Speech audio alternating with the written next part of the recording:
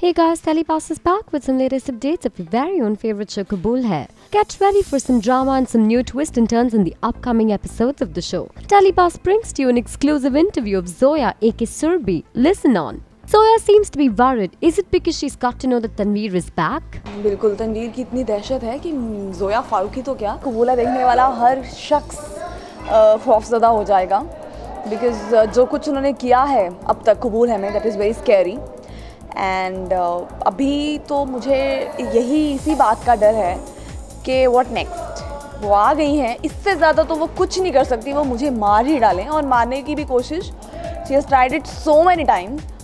अब क्या बच्चा है, मुझे कोई आइडिया नहीं है, मुझे मारेंगे, किसी और को मारेंगे, क्या करेंगे, नया बॉम्ब क्या फोड़ेंगे, मुझे कोई आइडिया नहीं है। And yes, I am nervous, I am scared. All this while everything was going fine. Now two people are annoying, Rajveer and Tanveer. What are you going to do? देखिए, थप्पड़ तो मैंने उसको मार दिए हैं, दो रख के कस के एकदम।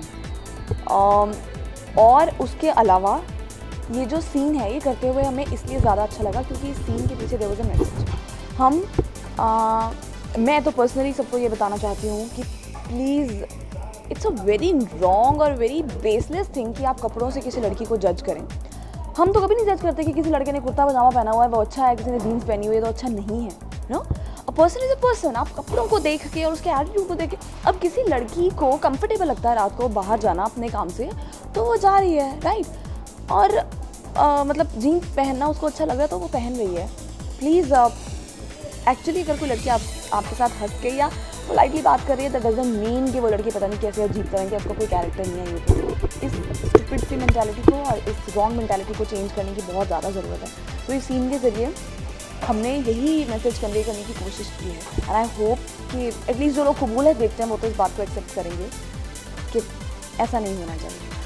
After such scene, Asad's reactions are very different. What do you have to say? Asad जी को तो गुस्सा होने का बहाना चाहिए। मतलब उन्हें वो तो ढूंढते रहते हैं कि मैं, अरे यार बहुत दिनों से मुझे गुस्सा नहीं चढ़ा, तो वो गुस्सा कर लेते हैं। बट एक्चुअली ये जो राजवीर ने किया, सही जोया में भी शायद न्यूयॉर्क में पली बड़ी है तो उसको लग रहा होगा कि चल ठीक है यार, लड़का फ्रेंडली हो रहा है, बट ओके। बट मुझे लगता है कि अगर सुरभि के पॉइंट ऑफ व्यू से देखा जाए तो वाकई में ये गलत था। लिफ्ट मांगा, उसको थैंक यू बोला, दैट्स इट। घर पे आ रहा है ऐसे करके, मैं तो जो थप्पड़ उसको एंड में मारे मैं बहुत पहले मार देती, लेकिन ठीक है, ट्रैक चलाना था नॉल, उसको थप्पड़ बहुत लेट पड़े हैं। तो ऑफकोर्स अगर आपसे कोई बदतमीजी करता है और आपके को सर पे चढ़ता है तो उसे थप्पड़ मार के बता दीजिए कि भैया तेरी औकात नहीं है इतनी, चल नीचे उतर, यहाँ से दफा हो जाओ। Rajveer thinks you're entertaining him and being friendly. हाँ, मतलब उसे लग रहा था कि मैंने कोई सिग्नल दिया है, मैंने उसे लिफ्ट ले लिया, मैंने उसको हंस के थैंक यू बोले, दैट मीन कि मैं इन्वाइट कर रही हूँ कि आओ मेरे घर पे भी आओ और मेरे से बदतमीजी करो, छेड़खानी करो। तो फिर मुझे लगा कि राजवीर हद से ज़्यादा बढ़ रहे हैं। मैंने सबके सामने उसकी इंसल्ट की and everybody clap for it और मुझे अच्छा भी लगा कि फाइनली मिस्टर खान ने भी बहुत फख्र से मेरी तरफ देखा। I am so happy. Ganpati festival is just around the corner. Are you all going to celebrate? जी, गणपति का ऐसा है कि कल ही इनफैक्ट 31 अगस्त को मुझे 1 साल हो गया बॉम्बे आए हुए। तो ये जो पूरा मंथ है सितंबर का, ये बहुत ही नॉस्टैल्जिक था मेरे लिए क्योंकि मुझे बोला गया था अरे यार तू कितनी लकी लड़की है, जब गणपति आए उन्हीं दिनों में तू आई।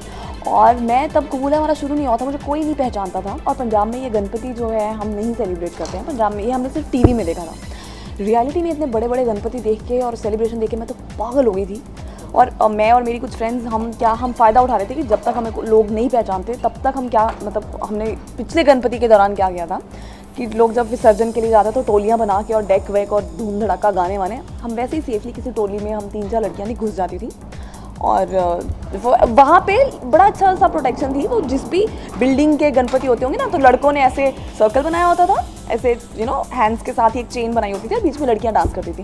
तो हम भी घुस जाते थे, हम बोल देते थे कि हम आपकी बिल्डिंग की नहीं है लेकिन हमें डांस करना है। तो पूरा गणपति जो था, और मेरी जो थोड़ी फ्रेंड्स बनी थी स्टार्टिंग में, वो उन्होंने मुझे अपने गणपति पे इन्वाइट भी किया था। तो ये जो पूरा गणपति मुझे लगता है कि ताउम्र मेरे लिए बहुत ज़्यादा नॉस्टैल्जिक रहेगा बिकॉज मैं भूल ही नहीं पाती जब मेरे जो बिगिनिंग के डेज हैं मुंबई के, वो गणपति के साथ जुड़े हुए हैं। So this time are you going to do something like dancing with the troupe as well? इस बार तो मैं किसी की टोली के बीच में जाके डांस तो नहीं कर पाऊंगी बिकॉज लोगों का गणपति से ध्यान हट के मेरे तरफ चला जाएगा। मतलब ऑफ कोर्स थोड़ा बहुत हो ना कि जोया डांस कर रही है, बट आई विश कि मैं डांस कर पाऊँ। मैं अपनी बिल्डिंग वालों से बात करूंगी कि आप भी बड़ा सा गणपति रखिए जिसकी टोली में जब हम उनको विसर्जित करने जाएँ तो मैं डांस कर पाऊँ बिकॉज मुझे ये बहुत अच्छा लगता है क्योंकि पहली बार देखा था मैंने और मैं इस बार दोबारा से देखूंगी पूरा मुंबई कैसे सजा धजा होता है। पंजाब में तो ऐसा बिल्कुल भी नहीं था, इसलिए मेरे लिए this is something very exciting. Teachers Day is also just around. Any message for the viewers? Teachers day पे सबसे पहले तो मैं ये बोलना चाहूँगी कि मैं अपनी टीचर्स को भी बहुत ज़्यादा मिस करती हूँ, because I was very famous with my teachers. हाँ, मेरी एक मैम थी, मिसेस डॉक्टर नीलम अरुण मित्तू, वो अभी प्रिंसिपल हैं। उस टाइम पे वो हेड ऑफ द डिपार्टमेंट थी, आई गेस थिएटर्स की या कुछ।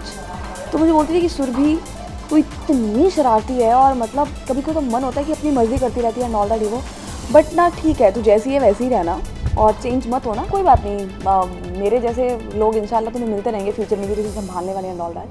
बट वो टीचर ऐसी थी, मैं जितनी मर्जी उनके सर पे शरारतें करती थी एंड ऑल दैट, बट बहुत ट्रस्ट करती थी मेरे ऊपर कि कुछ भी ऐसा नहीं करेगी जो बहुत ही बदतमीज़ी वाला हो या टीचर्स के साथ कभी फ़ायदा नहीं उठाएगी इस चीज़ का। तो मैं बहुत बहुत ज़्यादा मिस करती हूँ इस चीज़ को। और मेरे को याद है, I really want to mention this incident. तब मैं नर्सरी में थी, मतलब मैं पहली बार स्कूल गई थी, और मैं इतनी अच्छी बच्ची थी कि मैं स्कूल में बिल्कुल नहीं रोती थी, मैं हंसते हंसते स्कूल जाती थी। मेरी मम्मी बोलती थी वाह कितनी अच्छी बेटी मिली मुझे। तो तृप्ता मैम थी हमारी नर्सरी की teacher, I still remember her face. मुझे नहीं पता वो कहाँ है, उस स्कूल में है या नहीं है, बट नर्सरी वाले स्कूल में ऐसा हुआ था। He was wearing a sari, और मुझे शायद कुछ पानी पीने जाना था, मुझे ना छोटे बच्चों को तो कहीं जाना ही होता है क्लास से बाहर। तो मैंने बोला मैम ने 2 बार मेरी आवाज़ नहीं सुनी, मैंने तीसरी बार ऐसे उनको टैप किया शोल्डर पे। मैंने कहा मैम मुड़े। I still remember her face, चश्मा लगाती थी, जोड़ा करती थी। मैंने बोला बेटा तो बोला ऐसे करके नहीं बुलाते। और ट्रस्ट में मैंने आज तक कभी अपनी टीचर्स का कुछ बातें ना प्रिंट हो जाती हैं आपके दिमाग में, तो मैंने बहुत प्यार से मुझे बोला ऐसे ऐसे करके कभी किसी को नहीं बुलाते। तो मतलब मुझे तृप्ता मैम आपको ये बोलना चाहूँगी, मुझे अभी तक ये बात याद है, किसी को ऐसे ऐसे करके बहुत गंदा लगता है तो नहीं बुलाते। थैंक यू सो मच कि आपने मुझे वो बात दिखाई। प्लीज़ अपने टीचर्स की रिस्पेक्ट कीजिए। आई नो बहुत जोक्स होते हैं टीचर्स को लेके, कॉलेज में, स्कूल में टीचर ऐसा है, टीचर वैसा है, लेकिन कहीं ना कहीं आपको सिखाने आया, कहीं ना कहीं उन्हें आपसे ज़्यादा नॉलेज है। तो कोशिश कीजिए सिर्फ उनकी ऐसी बातों को सीखने की जो आगे जाके आपके काम आ सकती हैं। तो please respect your teachers. Thank you.